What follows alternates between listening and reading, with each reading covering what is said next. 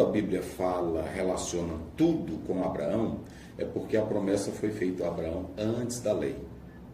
Então, isso é muito significativo porque tudo começa lá atrás, antes da lei. Deus fez uma promessa, ou seja, a nossa vida é baseada na promessa de Cristo. E nós já falamos aqui que o próprio Abraão ouviu o Evangelho. Então, é sobre isso que nós vamos tratar hoje. Vamos lá. O texto bíblico se encontra em Gálatas, capítulo 4, versículos 21 a 26. Diz assim: Digam-me vocês, os que querem estar debaixo da lei, acaso vocês não ouvem a lei?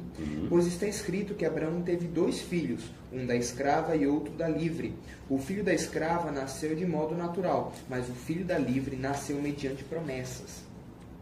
Isso é usado aqui como ilustração. Estas mulheres representam 2 alianças. Uma aliança procede do Monte Sinai e gera filhos para a escravidão. Esta é Agar. Agar representa o Monte Sinai, na Arábia, e corresponde à atual cidade de Jerusalém, que está escravizada com os seus filhos, mas a Jerusalém do Alto é livre e é nossa mãe.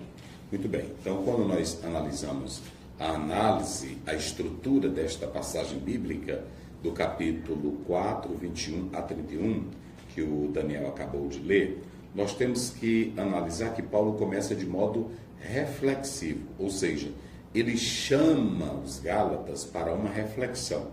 Está aí na tela o primeiro ponto, veja bem, Paulo estava dizendo, percebam a loucura de vocês. Por que Paulo estava dizendo para eles perceberem a loucura deles? É porque eles começaram agora pelo Evangelho, na graça, na promessa, e estavam querendo voltar aos rudimentos, à base da lei. E Paulo chama isso de loucura. Então, ele inicia essa perícope, essa passagem, ele começa ela chamando a todos a uma reflexão. Eles não, gente, vamos começar por aqui.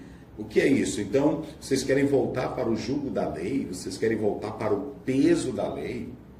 Como é que é isso? Aí Paulo diz assim, isso é uma loucura. Interessante que quando a gente lê a carta de Paulo aos Gálatas, o assunto era tão sério que ele disse que quem recebesse o outro evangelho falso seria maldito. Ele repreende Pedro, ele repreende Barnabé, nós estudamos aqui. E agora ele está mostrando que os Gálatas iriam cometer uma loucura. Olha, irmãos, isso aqui é muito sério. Paulo chama isso aqui de loucura. Não é assim? Ele começa aí, como é que o verso 21? Leia aí, olha, o verso 21. Digam-me vocês, os que querem estar debaixo da lei, acaso vocês não ouvem a lei? Acaso vocês não ouvem a lei? Então, perceba que o apóstolo São Paulo, aqui, ele começa chamando a todos para essa reflexão inicial. Vocês querem estar debaixo da lei? Aí ele pergunta, mas vocês sabem de fato o que é a lei? Então, ele vai usar aqui o que nós chamamos de analogia. O que é uma analogia, pastor Zé? Quando nós falamos de analogia, é o uso normal de uma realidade para expressar uma verdade espiritual. Veja que quando Paulo faz uso da analogia, ele não está em momento algum rejeitando o aspecto literal, a narrativa real de Gênesis. Só que ele está mostrando que a narrativa real de Gênesis, ela vai mais além. Aqui ele queria mostrar um peso moral e um peso espiritual aos Gálatas. O apóstolo São Paulo pega essa narrativa bíblica, ele pega essa expressão que a gente vê, veja o verso 21 a 23 agora. 21 a 23. Digam-me vocês, os que querem estar debaixo da lei, acaso vocês não ouvem a lei? Pois está escrito que Abraão teve 2 filhos, um da escrava e outro da livre.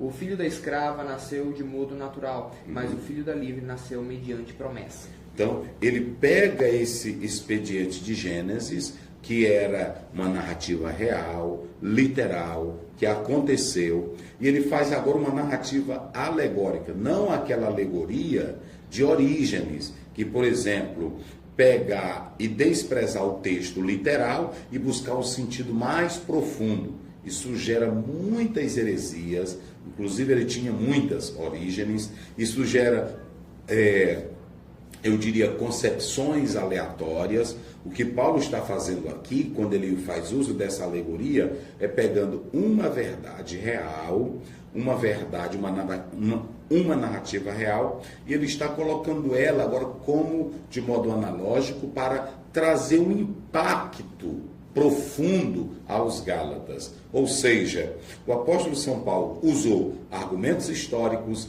argumentos bíblicos, argumentos teológicos, e agora ele, na intenção de que os Gálatas não caíssem nessa loucura, ele então usa a analogia.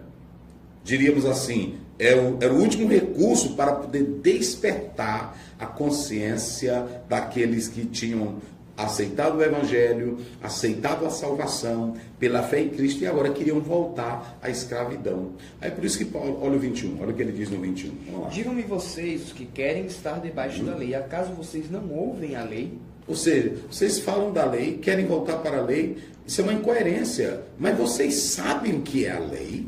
Ele usa um exemplo da própria cultura judaica para poder explicar. Para poder explicar. Meu Deus, é tipo o crente que tem o Evangelho, Jesus já libertou, Jesus já salvou, Jesus já deu a vida eterna e ele está procurando, primeiro, forçar o Evangelho, inventar coisas para o Evangelho, buscar mais arranjos para o Evangelho. Gente, tudo que Jesus já fez é o suficiente para a nossa salvação. O que basta agora é só eu obedecer, viver a palavra. É loucura, é loucura. Aí a gente acha isso aqui dos Gálatas, e veja bem, Daniel. Quem era o mestre aqui, quem era o professor e quem foi lá levar a palavra era Paulo. Não estou falando de qualquer um. Não estou falando de qualquer um. Quando você quer ser crente de verdade, que você recebe a palavra, pronto. Agora, quem não quer ser crente de verdade, pode ser iludido. Aí Paulo está dizendo, vocês não cometeram uma loucura, porque vocês saíram já da lei. Aí ele pega o caso interessante que o apóstolo São Paulo, quando ele usa a palavra lei, é claro que ele está abrangendo todo o Pentateuco, mas ele pega uma parte de Gênesis e faz essa narrativa. Veja que lá ele já estava começando a mostrar que a lei já fazia parte. Lá em Gênesis já fazia parte desse contexto histórico.